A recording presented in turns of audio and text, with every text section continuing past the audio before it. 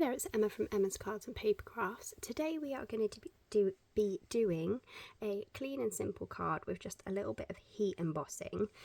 So I've got the brand new Falling Snow cling stamp. So this is one huge big background stamp. I'm going to need to get my biggest block out of my case of blocks. Just got to try and get this thing open because it's super tight. So the biggest block is the F block, which is basically an A5 block. I can't get my finger in there to get it out. There we go. So it's one huge block. So we will peel this and stick this onto here.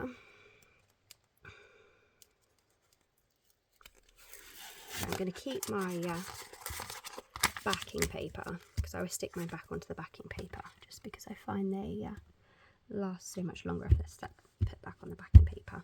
So it literally only just fits on there perfectly. And we're going to put our stamp case to one side.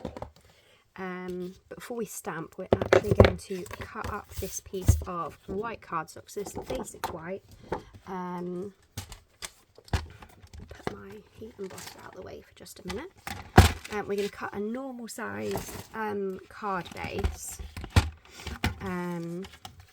Which is 14.5.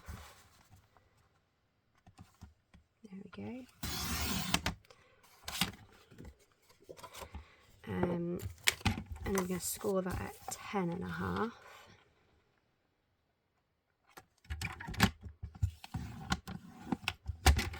So that is actually quite a bit smaller than our full backing stamp, but this piece here we're going to cut a piece to 14 by 10, so it's just going to be half a centimetre smaller. I'm going to cut that down at 10 there, so you want the least amount of wastage possible with the card. And then cut this at 14.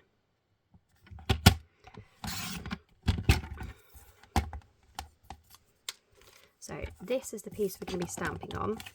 So because I've already cut this down in advance, when we stamp over it, it will cover the entire piece. Now we've got no chance of accidentally missing some. I am going to be paying attention to the least amount of snowflakes and bubbles at the bottom, because I really want those on there. So I will be making sure I line that bit up with the bottom of my cardstock, like so. We are going to be using Memento. No, we're not. We're going to be using Versamark, which is a clear watermark ink. And then we're going to be using clear embossing powder, so it really looks like snow on the cardstock.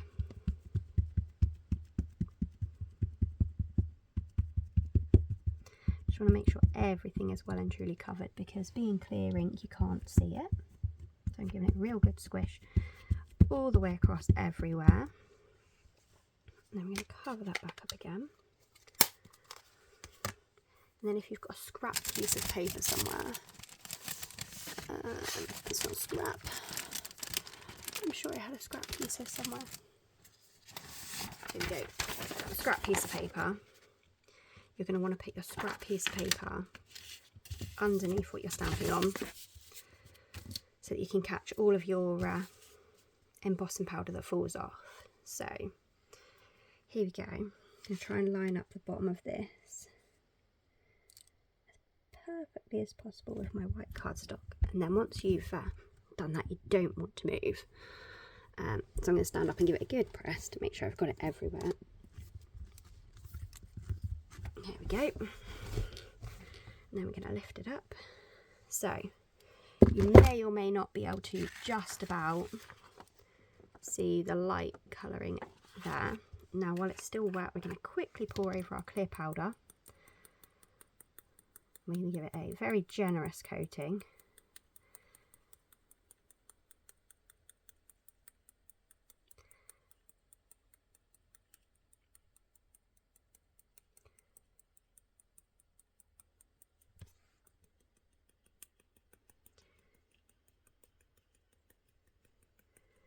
Make sure we've got absolutely everywhere.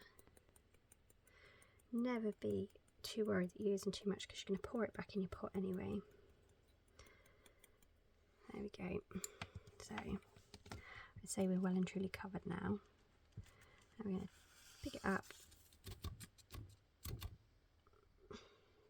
tip it off, and then I'm going to pour this lot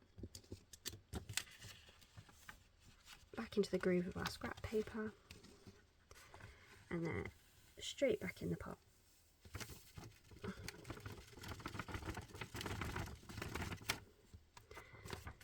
I'm going to keep our scrap paper out. There we go.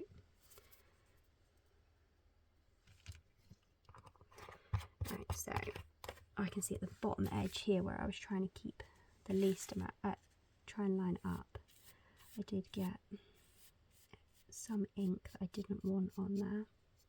I pressed a bit too hard on my stamp. So let's see if I've got a paintbrush handy in my pot of doodahs. That will do though. A kid's scrapey art thing. So we're just going to carefully scrape away all of these excess bits just here that we don't want.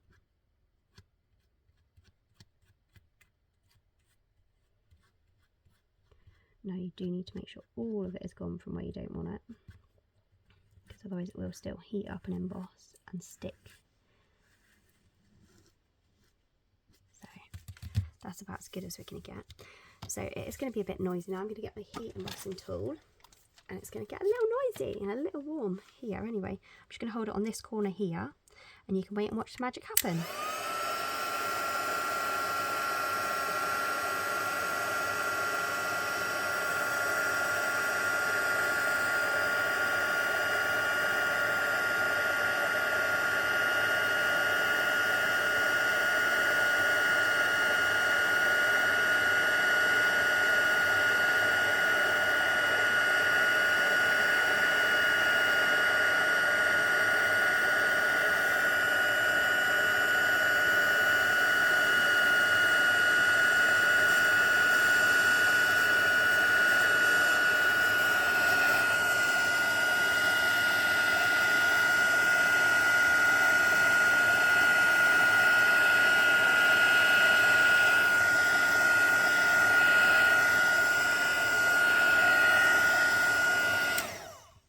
There we go.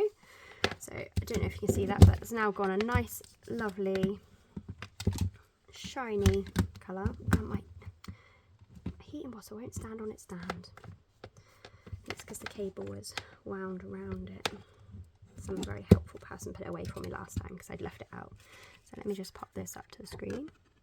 There you go. You should be able to see how it's gone nice and shiny. I think these bits here just need a tiny bit more, so I'm just going to go over those a tiny bit more, holding it at an angle so I can see it.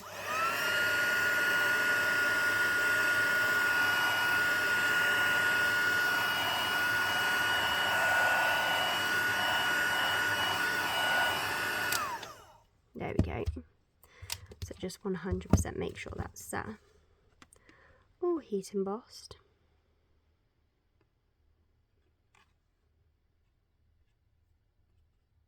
Yep. So it's all nice and sparkly now. So I'm going to put our scrap paper out the way now. Bear in mind it does still have a teeny tiny bit of heat embossing powder on it. So there we go. Right, so we're going to bring it in our card base. And to keep this nice and clean and simple, we're literally going to glue this bit on top of the card base.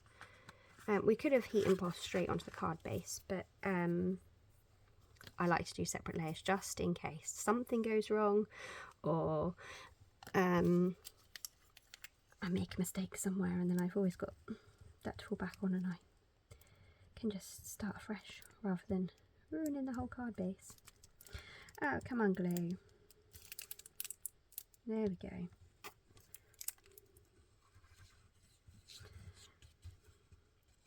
So even though you won't have noticed in my videos because they've still been going out twice a week, we've had a lovely week off on holiday. Hang on, let's make sure we get this right. Yeah. So yes, we've just got back off holiday. So I've had a week away, well, just over a week away from my craft desk. But don't worry, it hasn't been a week away from crafting completely. I have been some of my embossing powder didn't take very well. I'm going to go over this side again a little bit more. Oh, everything's fallen out on me. So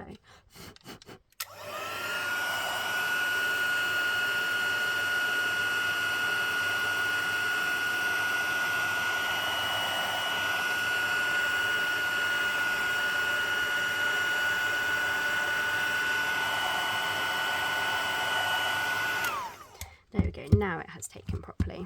It's so hard when you're doing clear on white, but unfortunately that has made my card warp a little bit. So we're going to put that underneath my block for a minute just to hold it flat. And to keep this nice and clean and simple, I have got out my, where did I put them? Oh, here you go, Christmas ephemera packs. So just to keep it nice and simple, we're just going to look for a nice little sentiment to go on it.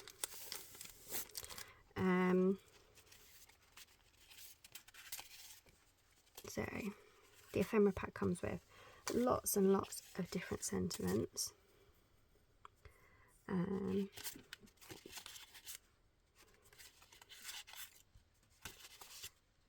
These are quite small ones. I'm thinking of this blue one here. So it says, thinking of you this Christmas.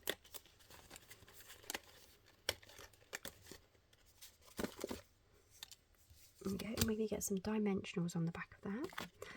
This is where we find the chaos I actually left my desk in. We can't find anything. So I've got some leftovers here. I'm going to carefully snip these up, or snip them into a few pieces. We can use these. So never waste any of my dimensionals. So there we go. So just going to stick a few pieces on there.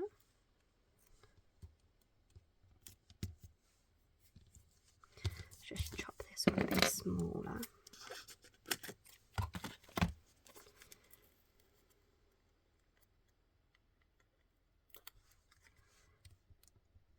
Can go there, and then this teeny tiny piece should just about fit. There we go. So we're going to take our block off now.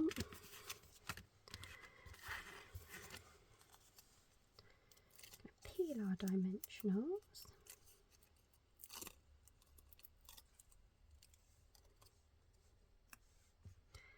And then specifically just because my embossing powder didn't quite take properly down in this corner, you can add this down in this corner, and then we're going to go for some sparkles. So in my latest order I did get some new sparkly gems. These have got too much pink in it for me because we've got a blue sentiment, so we're going to go with some of the silver ones here, I think. And then, so these come in two sizes. You've got the small and the big. So we're just going to pop a few of the small ones on there.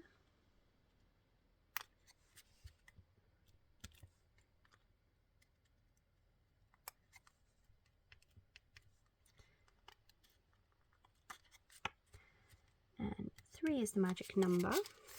So there we go. There we go. And on the inside we can put another, I'm going to go for one of the smaller sentiments, I think.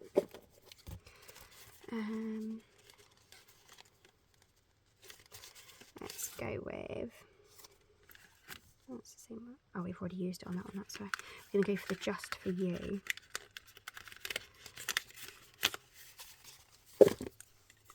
And because this one might be posted out, we're going to glue this flat, and we're not going to use too many dimensionals, because if you use more than one or two layers of dimensionals, you end up going into large letter territory. We don't want that. So, oh come on, glue. There we go.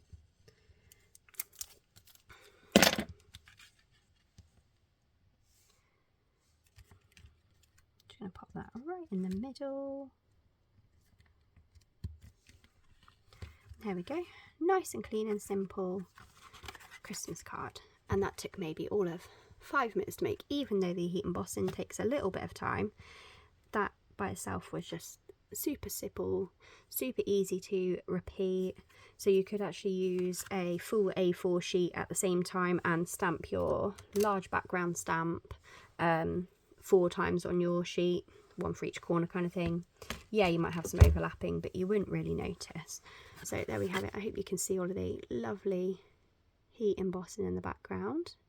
Should all sparkle for you. And then the lovely sparkly gems. There we have it. Nice and easy Christmas card. Thank you for watching, and I hope you'll pop back again next time. Bye!